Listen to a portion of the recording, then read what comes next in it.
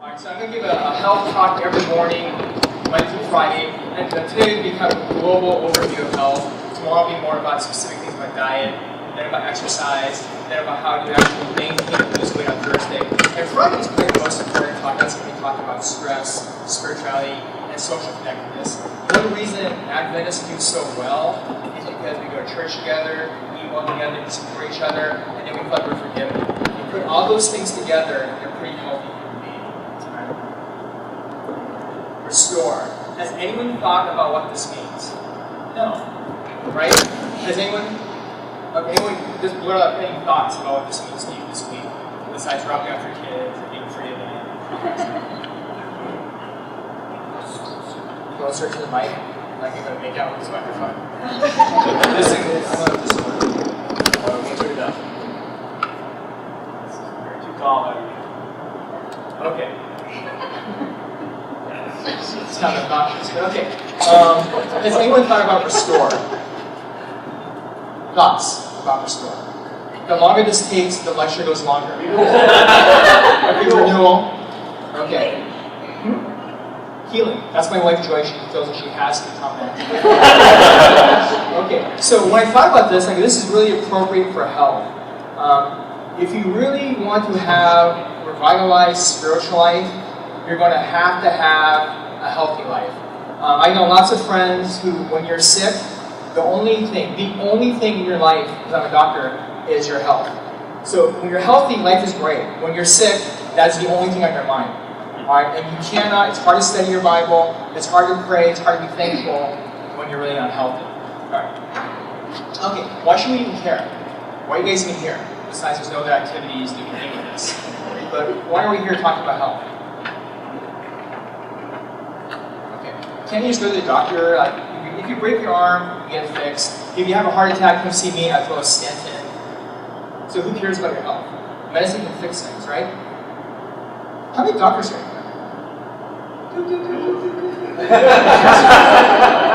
Real or fake? No, it doesn't matter. Alright, this is really interesting data. Gotta go back. What's the number one killer in the Western world? Heart disease, stroke, heart disease. Number 2 killer. Cancer. All-cause cancer. Number 3 killer. Us, the doctors. Okay, we look at this, what we call this medical misadventure, where you have a surgery, things go wrong, you get the wrong antibiotic, there's a reaction, you get an anaphylactic shock and you die, all sorts of stuff happen, and we all know that's impossible. So you've heard the stories where people get their other leg amputated. So we just had this at Kettering, where the guy did a scope on the wrong knee. He needed scopes on both knees, but he still had the scope on the wrong knee, and we think that's never meant impossible. That stuff happens all the time. So if you want to really be healthy, you need to avoid seeing people like me. I'm being totally serious here. All right. Number 3 cause of death. All right. Here's a big decision that we have in life. Life is all about choices. The whole problem of suffering and sin is really based back on the idea of do we have choice. And so choice is very powerful. So we have 2 choices here. 1, you can be really healthy versus medicated healthy. Alright, this is very, very important. So at the office, if you have diabetes, high blood pressure, high cholesterol, heart disease, I can pump you full of medications and make all your numbers great. But you know what you are?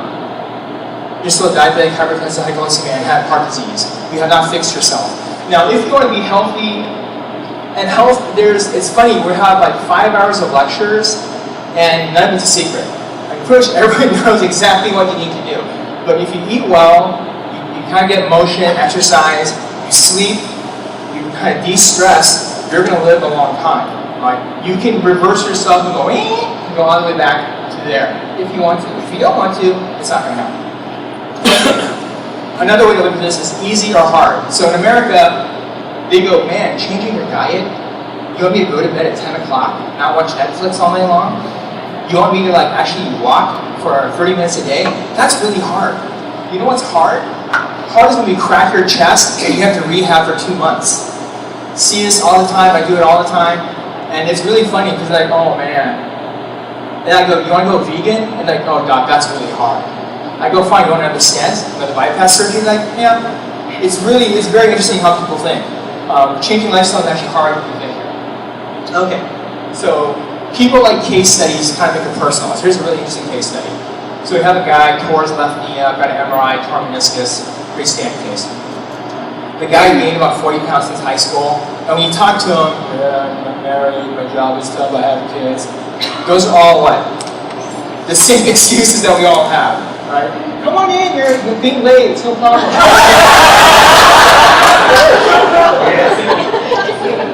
So anyway, this guy basically went like 90% vegan, not totally, exercising, portion control, blah, blah, blah. Lost 45 pounds, 5 inches off the waist. Wife made him buy all new clothes because he looked like he was wearing his dad's clothes. Really bad. 5% body fat, all the numbers, got off Lipitor, got off Norvax. Alright, so a really great case. This happens all the time. But the reason I'm showing this is because who is this person? Yeah, it's me. Okay? So lifestyle really works. And after I kind of went through this personally, I kind of realized all the scripts I'm writing are probably not the way to go. So I started telling patients about healthy living, etc. So this is actually the 5K at PUC 4 years ago? 3 years ago? I can't remember. This is my whole family all ran it. Okay. So I did a little story here, but pictures tell 1,000 words here. So this is me, I don't know, 6 years ago. Yeah. This is at my kid's birthday party. It's really funny because none of my friends or my wife ever say, hey man, you're overweight. Because when you love the other person, your friends, you just never pick out their faults. You just make excuses for everything. So this is a couple of years ago, I ran a half marathon in Miami Valley with a bunch of my friends. And so dramatic change. The most important thing is I dropped 2 medications, feel great, energetic. I was sleepy, tired all the time. It's a big change. It can totally be done by anyone. Okay. Now, where do you want to live? People go, there's healthy places in the U.S., unhealthy places. Where's the healthiest place to live? Independent, it's a pretty critical environment right here. All right, so most people say it's California. All right. How healthy is California? This is the picture of California. Right. This is great. This is data from last year. I'll just read this for you. Majority of California adults have pre-diabetes or diabetes. The number is 49% of all of California is either diabetic or pre-diabetic right now. Okay? Now this group is kind of a skewed group. You have a less degree of diabetes, but basically California is a mess, okay, for multiple reasons. Okay, treatment versus prevention. So this is one thing that's very interesting. So I'm a cardiologist. I work with this top group up here that are trying to kill themselves, heart attack, stroke. The problem is there's about 140 million people in the US that we're not doing anything for. There's really very little preventive medicine in the United States. So what happens is we wait till you get up here and then we start throwing a bunch of money at you. Stent, bypass surgery, heart transplant, ICU care, whatever. What we have to do is do stuff down here. Now this is kind of a complicated table, don't worry about too much, I'm going to highlight the bottom part. They talk about what really makes the biggest bang for your buck here. And it's basically, if you take all the obese people, overweight people, and you work on them, you have a large impact on the population health. If you go to the top, do stuff like heart transplant, left ventricular assist device, really technically cost-intensive things, you have a tiny little impact on health. You're saving 100 people per year. Down here, we're talking about you can be hitting millions of people in the United States. All right, so very, very important. This is scary. I'm looking out, people are actually looking at the slides and looking attentive. Usually this early in, people are dozing off, looking at their smartphones. All right, so this is it. All right, anyone know what SAD means? Standard American Diet. Okay, so this is a pretty intelligent crowd. Yes. No, I mean that really. So Standard American Diet, this is really interesting. This is an infographic of Time magazine based on the study about SAD. And this is very interesting. Anyone want to guess what percentage of the US diet is veggies? Throw it up quick. Less than 1%. Yeah, good. Well, we'll go back there. The one big thing is ultra-processed foods. That's things that were once food and been processed by machines and now are in a bag and we eat all the time. The American diet is about 60% hyper-processed food. That's where all the carbs and bad carbs and sugar is, and that's where all the diabetes epidemic is really coming from. That and soda pop. Right. This is fascinating. Vegetables, U.S. diet, 0.7% diet is vegetables. That's scary. Right? Have you guys gone to Kroger's and had like the young people ring you up? Okay. If you go to the supermarket, what's the scary thing about the kids at supermarkets? They don't know the next election. They don't have a clue. So you hear Brussels sprouts, and they're like, what is this? Brussels sprout. They have to look it up. The next thing, what is this? Like cauliflower. They have to look up. They don't know anything except tomato and lettuce, maybe banana. It's really bad. This is really interesting down here, too. Pizza by itself is like a whole planet. There's so much pizza consumption. I know, I love pizza. It's not good. Now this is really interesting. So the impact of this is cholesterol levels. And what they did is they went around the whole world and looked at like basic hunter-gatherer tribes, primates, mammals, and then average human American adult. And this is their cholesterol level. Alright. This is what we're doing to ourselves by eating all this total garbage and eating a bunch of dead animals. You don't have to be vegan or vegetarian, but it actually makes a huge difference in cholesterol. Okay, this is a really cool study called InterHeart. They looked at a bunch of different risk factors and what causes you to have a heart attack or a stroke. And what they found here, the first thing that's really important, is over half your risk is lifestyle. What you eat, do you exercise, do you smoke? Now, if you start factoring in things like diabetes, high blood pressure, obesity, and ApoB, that's the European way of measuring cholesterol. You put that all together, your risk profile by your lifestyle is about 75–80%. And what they also found is, if you look at all your risk factors, they can predict your risk of heart disease by 90%. The other way to look at that is, how much is your genetic risk for heart disease? Really? You guys are Asian, glasses, you should get a math. Take 100 minus 90, and then you get, it's about 10%. So what we think now is 10 to 15% of your risk factor is genetic, purely genetic. The rest is modified by your lifestyle. Very important. All right, if anyone has a question, comment, shout it out. Looking away from me? Okay, that's fine. Okay. This is a very interesting study as well. This is looking at the impact of medications and lifestyle on health. So, if you stop smoking, physical activity, moderate alcohol, combined dietary changes, these are the kind of percent drops you can have in your cardiovascular risk. Now, this is interesting. If you look at low-dose aspirin, statins for cholesterol, beta blockers, ACE inhibitors, stuff that I prescribe every day, look at the impact you have on your mortality and risk reduction. And what you can see is actually the lifestyle has a bigger impact than the medications. Now, I'm not saying to go to your toilet and dump all your medications, but if you change your lifestyle, you can get off your meds and you can be still healthier, safer than when you're on all these medications. Okay. This is very interesting. This is a study from the American Heart Association, and looked at a bunch of different health risk factors. This is hard to read, but I'll read it for you. Smoking, BMI, physical activity level, health score for diet, total cholesterol, blood pressure, fasting glucose, which is diabetes, sugar. And they measured these. Now, how many people in the US have all of these metrics lined up for the good? All these things, great diet, exercise, don't smoke, and all your numbers are controlled. What percentage? Less than 1%. It's the nihilistic percentage. It's actually 2.7%. That means 97% of the US has stuff to work on. Think about that. All right? It's very, very important. In this study, it was worse. They had 0.1, 0.1, 0.0, 0.2% people met all 7 metrics. All right, but the US average is 2.7%, and that's been in multiple studies. Now, this is really interesting. I'm not going to ask about diabetes, but diabetes is probably the biggest problem we're facing right now, and that's diabetes type 2. So you have soda pop, video games, hyper-processed food, gaining weight, diabetes type 2, and then you let that simmer for about 20 years, it's all heart disease, heart attack, and stroke. All right, so we're looking at a big wave coming on in the future that we're probably going to not be able to deal with. All right. So in this study, we looked at just healthy lifestyles, I had 5 of them, and the reference is you have 0 healthy life scores, 0. The more healthy life factor scores that you get, you drop your risk of dying from a heart attack if you're diabetic. Diabetic is the highest risk group. And so basically, you're cutting your risk from death by 70%, 68% to be exact. Think of the impact of that. There's no medication that's going to drop your heart attack or death rate by 68%. 0, it's impossible. All right? So huge impact here.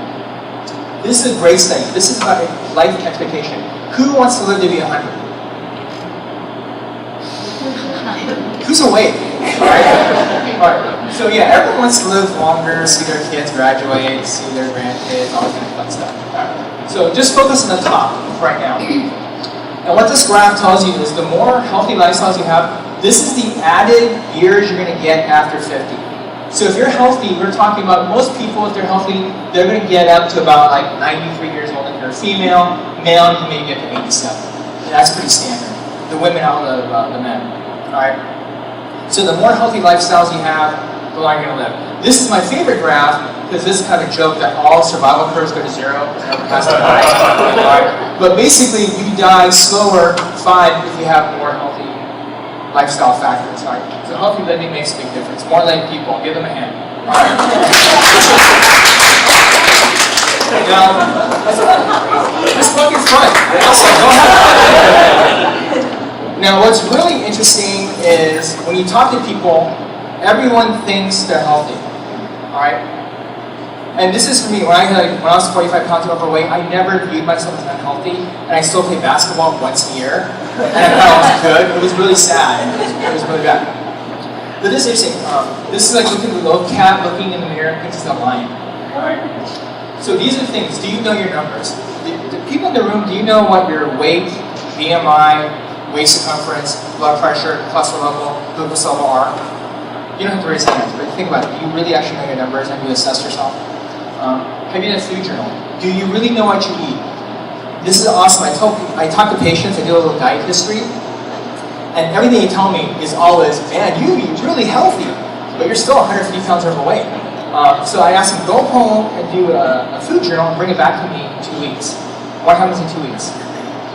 They don't come back. They don't come back. They cancel the appointment because they're embarrassed of what they're actually eating. They don't want to admit it to me. Right. So you come back 3 months later, oh, it's really bad. This is really interesting, how much you've exercised. We'll talk about this on Wednesday, but when you look at the data, what you think you exercise and what you really do is amazing. The hard data is really fun. And we're not going to talk about this much, a little bit on Friday, but how much do you sleep? Sleep is like the most underestimated healthy thing we don't do. If you do not sleep, you're miserable, you're tired, you're grumpy, you have no willpower, you eat garbage snack food, then you're too tired to exercise, it's just a vicious circle. Right. So what necessary? We're going to go through this pretty quickly, but something to think about. So, necessary. Wellness. Are you healthy? We're not going to go through the whole description. Then the next nest is fitness. Can you do what you want to do? Can you do the sports you want to do? Can you still water ski, snow ski, play basketball? Maybe not as well as you did before, but can you do that still? Then we're going to the negative side. Sickness. Do you spend a lot of time going to the doctor, organizing your pills, visiting the pharmacist? Do you know the pharmacist on a first name basis? Okay, that's a problem. All right. Now, the last thing is what I call deafness. All right. Deafness is not a lack of hearing. Right? Deafness is you spend most of your time hanging out with people like me. You're at home organizing a whole pillbox full of meds. Your doctor is constantly ordering more tests on you to check you out. Or worse yet, you're having more symptoms, so you're getting even more and more tests and medications thrown at you. Alright, that is the last stage before you go and you actually do die. Alright? Now, the reason you have to kind of be self-aware of yourself is this is a great study. So there's something that we call thrift. And what's happened now is, you guys have an idea, how much of the US population is obese or overweight? It's not 1%. 50. It's 66%. So 1/3 is overweight, another third is obese. By 2020, 50% will just be obese. Now, the fallout from that is, when kids and people look at each other, it's all been normalized up. Where you go, that guy's actually normal, so he's not really overweight. And so, I'm not going to go through the data, but they polled kids by showing pictures of known documented weights and BMIs, and what every kid has done is they downgrade the other kid. That kid's normal. He's not overweight, he's not obese. And they show mothers pictures, same thing. Everyone has downgraded everyone's level of weight. That's just what happens. Anyone know what tofu is? Who knows what tofu is? Tofu. Thin on the outside, fat on the inside. And this is pioneered by looking at supermodels. Who thinks supermodels are healthy? Tony's like, I like supermodels. Don't say that! You have a strong marriage, Tony. I'm not worried about it. Yeah, but what happens is you look at those girls and they have basically like paper towel arms. There's no definition, no muscle. They're not strong. They're actually high level of fat. They're just skinny, right? And so this is what you got on skinny. Yeah, skinny fat. So this is a great graphic Mayo Clinic. All they show is these 3 women will pass the eyeball test. They look healthy, and their BMIs are all normal. But if you look at their percent body fat from low, moderate to high percent body fat, your incidence of chronic heart disease, diabetes, high blood sugar, high cholesterol, they all go up. Alright? So you can't just look at them, you have to go know your numbers. You can't just look and say, oh, I'm skinny, I look the same as I did in high school, whatever. You have to actually know your numbers. Okay. This is the hard part, we have to pay attention here. We can all now grade what our risk is going to be for the next, I think it's 5 years. Alright, so give yourself a point if you smoke. And we're not going to do this publicly, so if you do smoke, just make a mental note, one for yourself. Alright, alcohol use, same thing, give yourself a point. Dietary, to make this easy, if you're vegan, give yourself 0. If you're non-vegan, just give yourself a 1. Seriously. Physical activity, do you do more than 150 minutes per week of moderate to vigorous? And be honest. Alright, score yourself. So you're stacking up points. Do you sit for more than 7 hours a day? Do you work?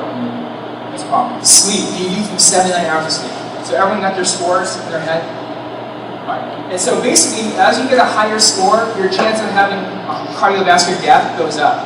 So if you're negative for all these, you're looking at 24% risk of death in like the next 5 years.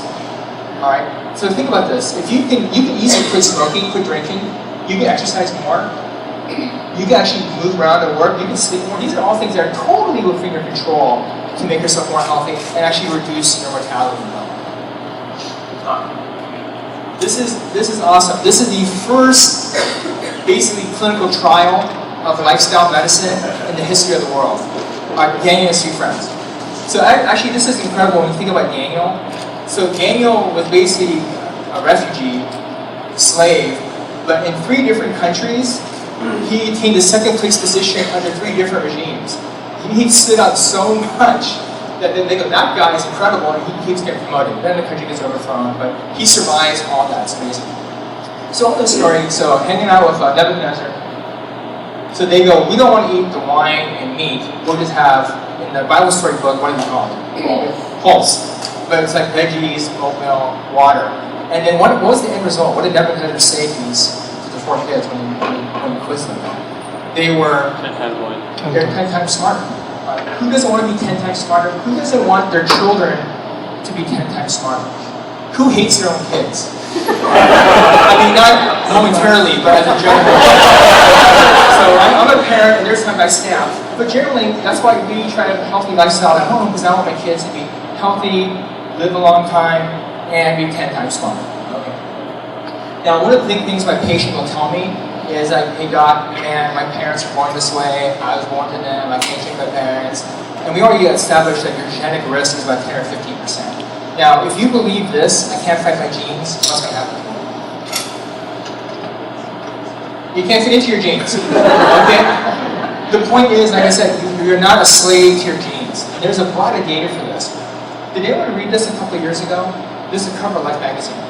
So there's a big thing. Genetics is your baseline DNA, and this actually has implications for evolution, creationism as well. So who's the other guy? Darwin was basically set the genome, pass it on. Who's the other guy that had another theory that essentially kind of defeated in scientific literature? Lamarck. Anyone remember Lamarck from high school biology? You guys have suppressed that to all degrees. Okay, Lamarck is the guy that kind of had the idea like giraffes will stretch their neck, and so the progeny will have longer necks. And so they did a study where they cut off rat tails. Really stupid study, but that study basically destroyed his theory. But what we know now is that epigenetics, what we do, what you do yourself, is passed on to your kids. What you do personally is ingrained in rebuilding yourself, is the dominant factor in how we develop ourselves. I mean, there's some really good data for that.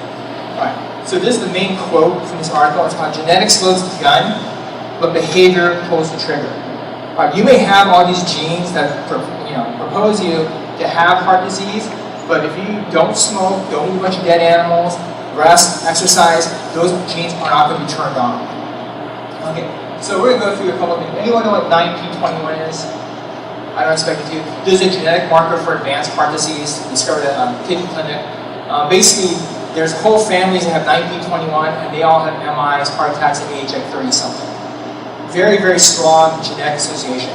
Basically, though, by just using diet and exercise, you can make a big impact on how much that gene is expressed. Right? Just because you have that mutation or that weird gene, that doesn't mean that gene is turned on all the time. You can suppress the expression of that gene. So now look at genetic risk, adherence to healthy lifestyle, and your risk of coronary heart disease. This is a really cool study. So this is kind of complicated, but the bottom line here is the red line is basically you have high genetic risk. Oh, these are 3 different studies. So these are all guys that have high genetic risk, and this is how many healthy lifestyles you have. And the more healthy you are, you can drop your genetic risk. And what they found in this study is about 50% reduction at least for people that have high genetic risk of heart disease. So you can make a big impact on your risk of having heart attack, stroke, and dying. And the same thing here, you can see as they broke this down, this is what I was talking about. If you have low, intermediate, or high genetic risk, and you have healthy lifestyles, the higher risk you are and the more unhealthy you are, you can tell at every level, every study, you increase your risk of having an event. So you can, what you want to do here is go, move yourself down these step-case ladders by basically having a healthier lifestyle. Eating healthy, is it expensive? It can be, it does cost more. There's an actually interesting study that looked at this. It costs about $550 per person to eat healthy if you have the same amount of calorie load. That's not a lot of money. So who has a family of like 4? Yeah. So now we're talking about $2,000 a year. So we're getting some real money. Now when you break it down though, it's $1.50 per person per year to eat healthy. Who goes to Starbucks? Okay. Alright. So basically, for the half the cost of your latte, you can transition to eating healthy. It's not that expensive, not that hard. Okay. Sugar. So we have a little section on sugar here, which is probably the most important thing of how to diet. Sugar is incredibly addictive. So this is great. This is a functional MRI scan of your brain. So this is people eating sugar, pleasure centers all lit up. These are guys who are doing crack. Okay, and people usually laugh more at this slide. So. the point being is sugar activates the pleasure centers just as much as crack does. And we know crack is super addictive. I don't know that personally, but I know that. Okay, very addictive. Right. Now this is about sugar intake and mortality. Basically, the more sugar you eat, the more your mortality is. Compared to the guys who eat very low sugar, your risk of dying is 4 times higher. 4 times is 400% increase by just looking at your sugar load. All right? This is great too, soda.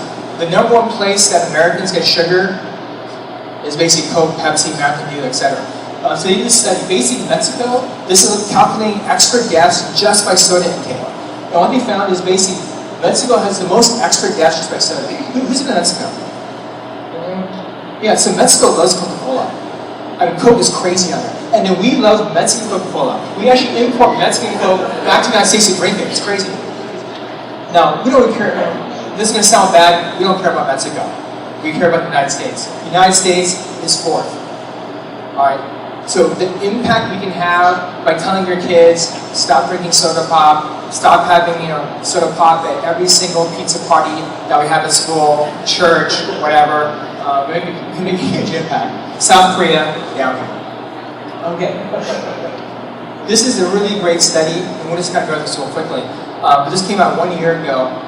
Whether you eat sugary drinks or diet soda, there's an increased risk of both dementia and stroke. Alright, so these things are just not good for you. Alright, now I'm scared to go down to Garden Cafe and see what they have. I'm going to go there because I like the cookie, but it's going to be very interesting. All vegan. Yeah, with that red glaze all sugar, man. These are spicy. Alright. Okay. Is that okay? We smoke that. Let's get this done. It's not actually. Okay. So when I talk to my patients, one thing I kind of tell them, and I tell the kids too, is don't drink your calories. 1/3 of the American sugar intake is from soda pop. the other thing that's really interesting is fruit juice. So don't raise your hand, but for moms, who feels good about giving their kid 100% organic orange juice? Okay, you all do, that's okay. But it's really bad for you because an 8-ounce glass of orange juice is 120 calories your kid doesn't need. So when I give this talk, there's always a couple of moms who come up and they go, Dr. Hahn, you mean I'm a bad mom? You might give orange juice? And what do I tell them? Yeah. Because that's me, man. But that's an opportunity to kind of educate them, like, hey, the kids don't need the sugar. Just give them water. They're going to be okay.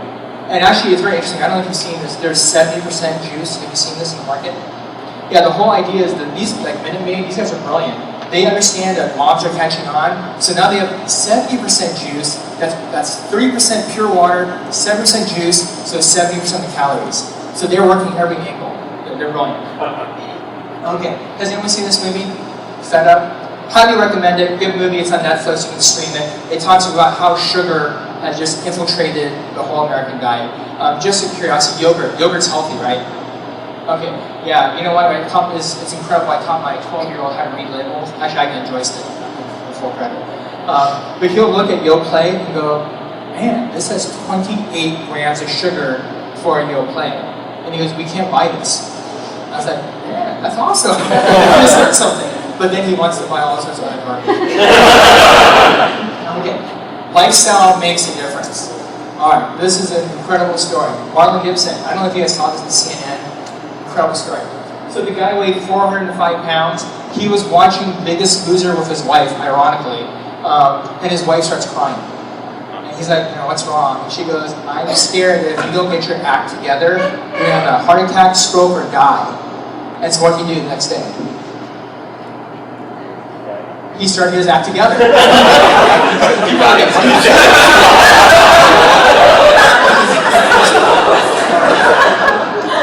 So anyway, he lost 245 pounds. It took him time. It wasn't like 1 week later he lost it. And then you don't know the story. But the first thing he did, what do you think the first dietary change he made was? No.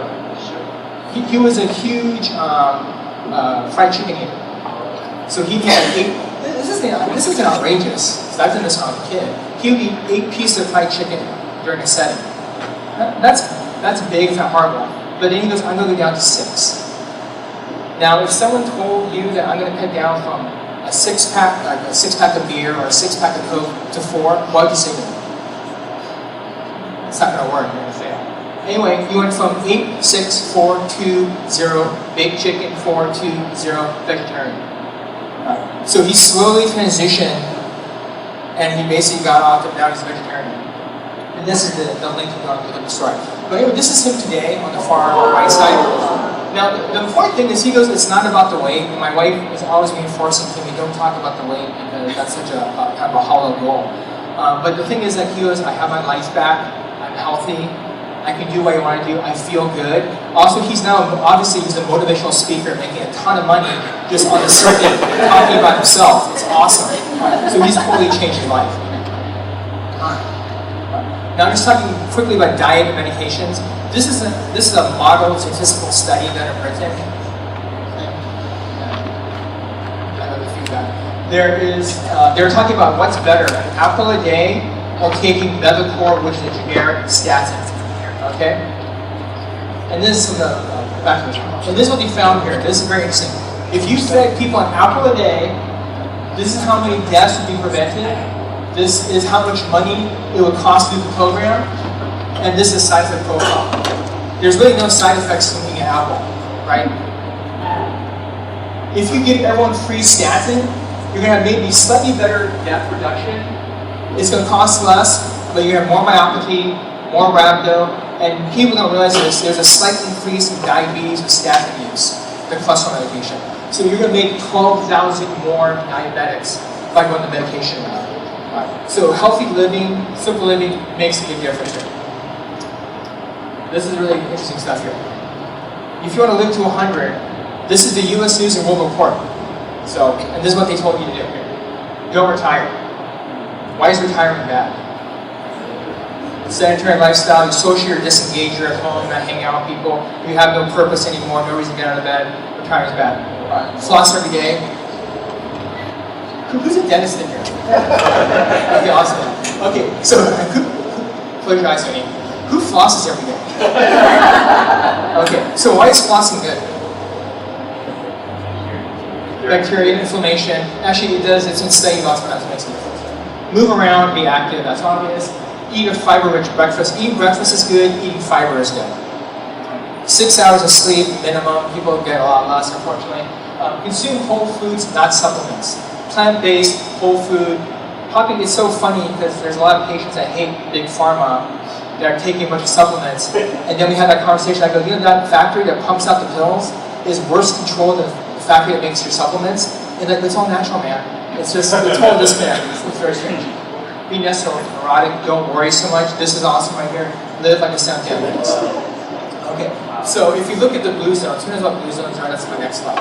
Okay, so Loma Linda is a blue zone where people live about 10 years longer than the surrounding population. And there's a multitude of factors why that is. We'll talk about it. Well, be a creature of habit. Habit is great because you reduce the need to use willpower. If your habit is wake up in the morning, read my Bible, exercise, and you just get that done, that's awesome. If you're every morning struggling, fighting to exercise, you just burned up half your willpower for the day. And when there's somebody that gives you a free donut or free candy bar, screw that, you're going to eat it because you have no willpower left over. Habits are really important. Stay connected socially. This is the blue zones here.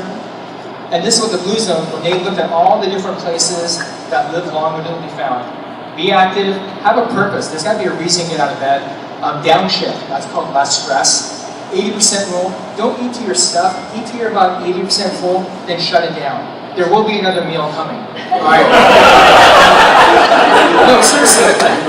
The one problem, like when you go on a mission trip, is like you eat as much as you can because you're scared. But in America, there's food everywhere. You don't have to worry about it. This is the plant slant. Dead animals bad, vegetables good. Right. Belong, love ones first, right tribe. This is all about social connectedness. And that's why church, camp meeting, I mean, it's incredible. There's people I haven't seen like in 5 years, and we run up and we hug each other. Man, if this is back home, that would never happen. All right, but you have that bond. Like I went to PC with you, I think it's like 30 years ago. And it's not long, we still feel that connectedness. All right, it's really amazing. Loved ones first. Hopefully that means your family, but it can mean whoever is relevant to you. But take care of your immediate tribe, your family, makes you healthier. This last one, the right tribe, and you can see this all the time. The runners, they hang out together. They run together. They all look the same, eat the same, good attitudes, very healthy. The biker guys, they're the same thing. They're very expensive bikes, they're very slow on those bikes, that's okay. But they all hang out, eat together, etc. The guys like to go bowling, pizza, they all hang out together. The tribe you hang out with makes a big difference. Same thing with church. Church has lots of problems, but the one great thing about church is that when you do have a need or a problem, that's the group that throws in. Joyce went to Korea when her father passed away, and I had both boys with me during school time. I got so much food, I was freezing the food. I mean, it was so awesome, and I felt like totally blessed, and it was kind of moving, because these people who you don't know very well in church are coming just giving you food. It's so awesome. That connectivity really makes a big difference in how you feel, how you live your life, and how long you live. Okay. Just real quickly, cancer prevention for people that care about cancer. I care about heart disease, cancer is important. But basically looking at all these types of solid tumors, and basically this is the risk reduction by healthy diet and exercise. And this is not even counting smoking or alcohol.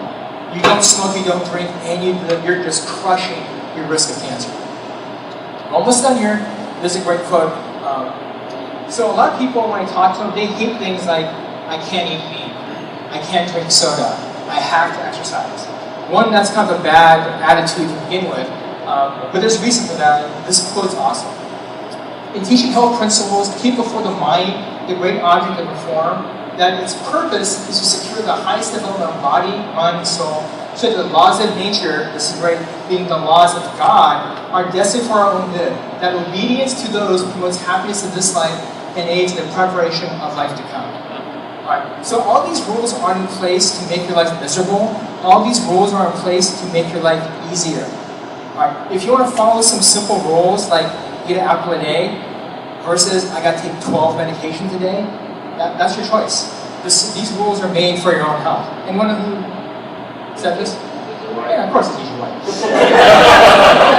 So the thought I have here, the comparison is, do you want to not buy your latest hobby, whatever it is, running shoes, bicycle, whatever, or do you want to save some money in your savings account, your 401k, so you have a better life later?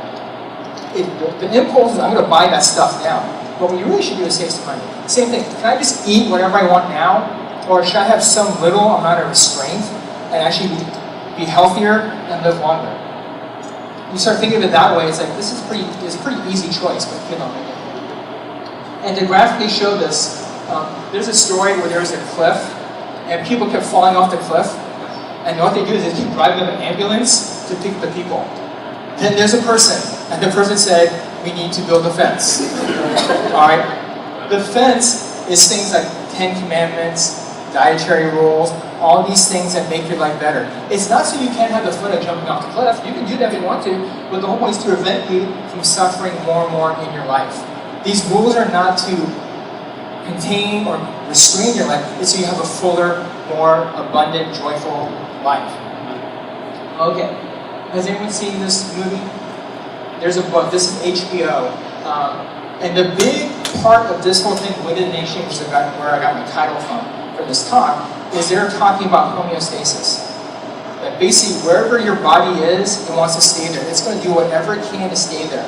And the most important point of homeostasis, and this is a couple steps ahead, I thought about this a lot, is why if you have a certain set point in weight, a certain set point in percent body fat, why is that really important to get that set as low as possible?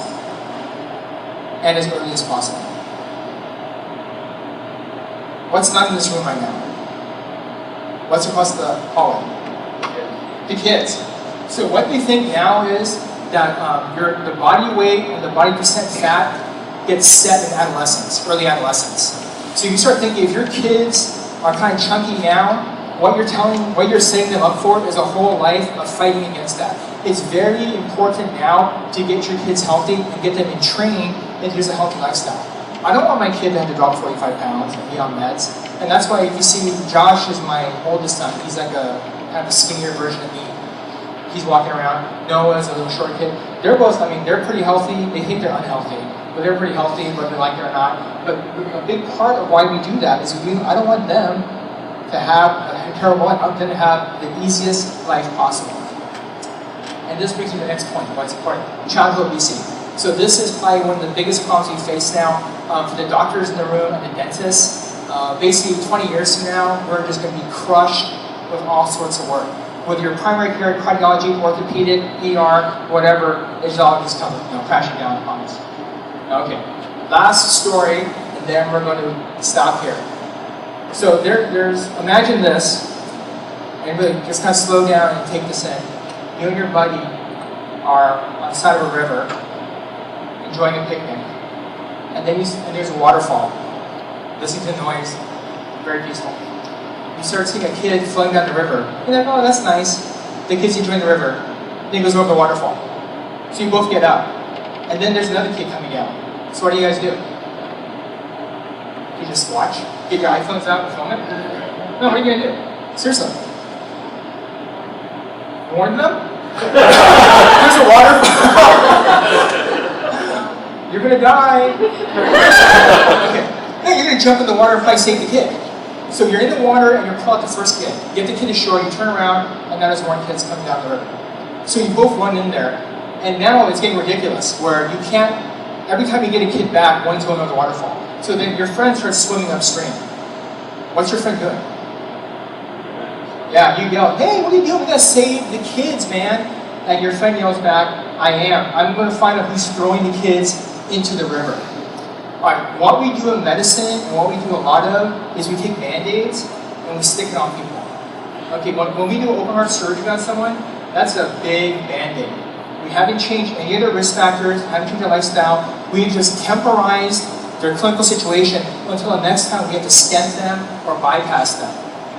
Same thing, when I give someone an insulin shot, that's a big band-aid. I'm making their numbers better temporarily, but that number will have to go back up and you have to get retreated.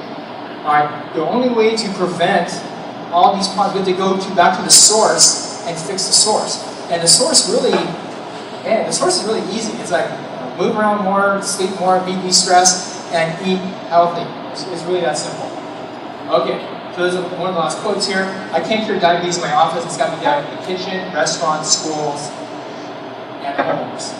And that's what we're talking about. Last thing, I love this picture here. The secret to living well and longer is eat half of what you want to eat. Eat less. Walk double, be active.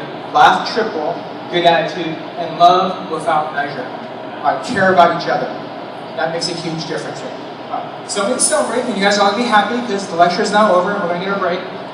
Eat smarter. Know your numbers. Go see your doc. Know your numbers here.